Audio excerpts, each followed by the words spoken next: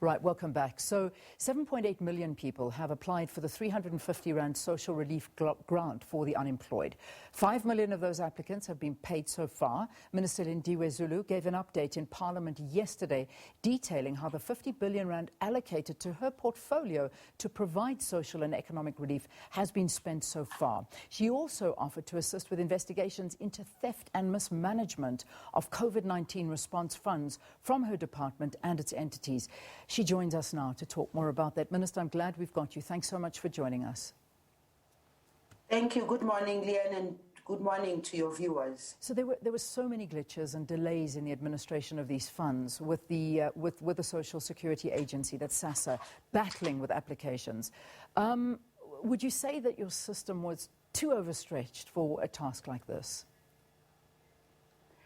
Not really, Leanne, but we must also appreciate the fact that we are working against other social relief funds that go to different categories of people. You'll recall that all the other social grants were increased, and we hardly had much of a problem on that side because we already had a working system. Remember that we only had two provinces that had a problem right in the beginning. That was KZN and Western Cape. And I really want to thank the people who were paid twice and were not paid the following month.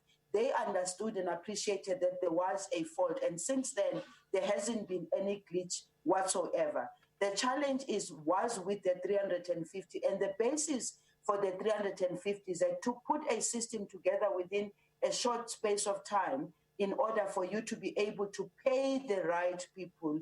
The processes was really a bit tedious for us, and unfortunately for us, the tedious process, we had to go through it because we have to make sure that we've paid the right people. You yourself admitting yesterday, and I quote from what you were saying, the special COVID-19 grant has uncovered the pitfalls of disjointedness and questionable integrity of the state's databases. That's worrying. Talk to us about this. Yes, you see, the database of South Africa, and I think that it's something that is lesson learned right now because there was no plan for paying off the 350. And immediately when the president announced that, we kicked in our system, then we had to verify the data of each and every individual out of, by the way, it's 8 million people who applied. Out of that 8 million people, you have to make sure that you verify. You verify that the ID number that they're giving you is the right ID. Verify that the banking details that they are giving you is the right detail. Once you've done the verification, you still have to take the entire verified approved and send it to Treasury.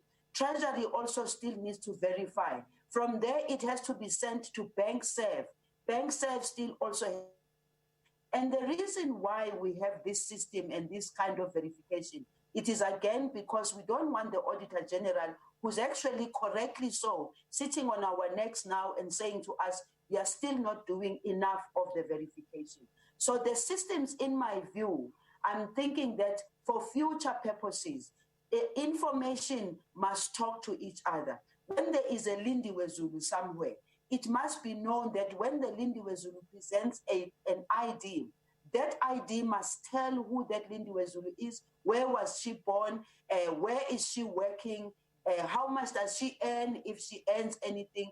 So this is a time for us to really fix our data in South Africa. And I think it's an opportunity for us to do that because it is possible for us to do that. It will then reduce the steps that we actually had to take as a Department of Social Development because this was a completely new batch of people who had to be in a system.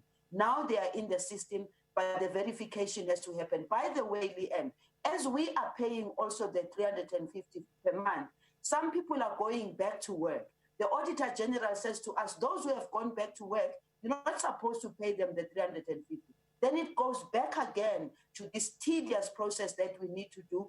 But we don't think it is wrong for us to go through that tedious process. We know that the pain is that some people are delayed in the payment. Yeah, delayed is is not the word, because the reality is that since this was promised, some people who are genuinely desperate have not received a single cent, not a single cent. And, you know, 350 Rand, and you and I both know, we both earn a salary, we are both able to put food on our table, and I've never been to the shop and even thought of spending 350 Rand. That is sort of the starting point.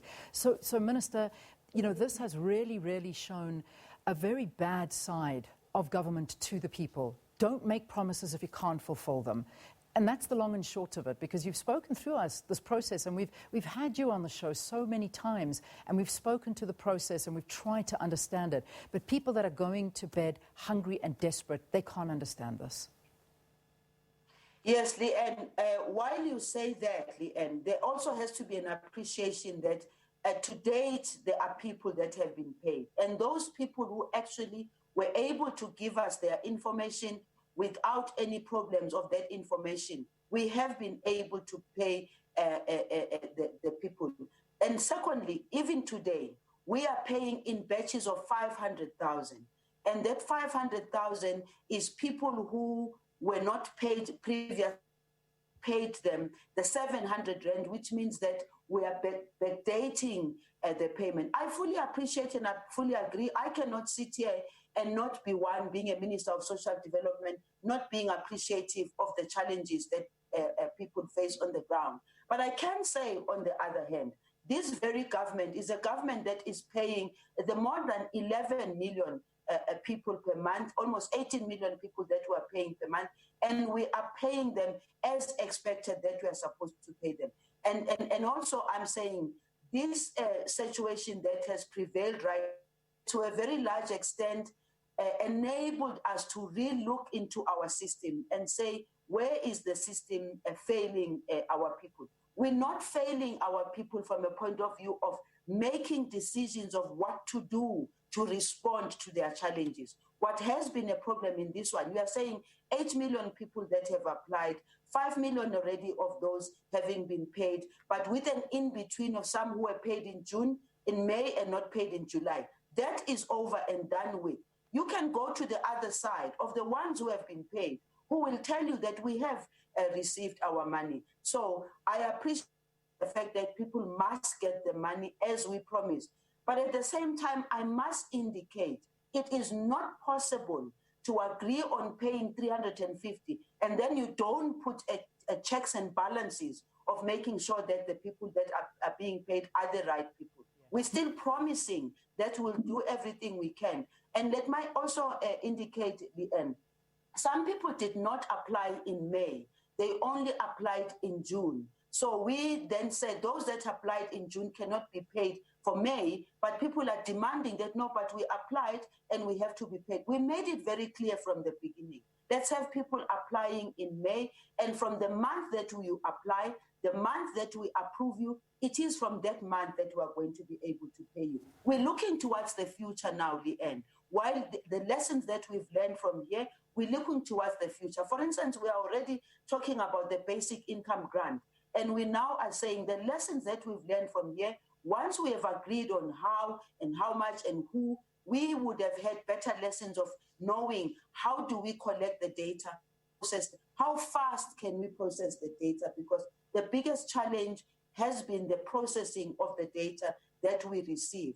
And then lastly, the other problem we've had is that we still have to deal with the post office, because some people have gone to the post office and got there and find that there's no money in the post office. Minister Stelanda Beni-Abrahams and myself are talking about that, because we know what it is. The pain for people to go to the post office only to get to the post office to find that the money is not there. It's something that is really not acceptable. And we're saying that the post office, SASSA Post Office and Post Bank must really help us on fixing this one.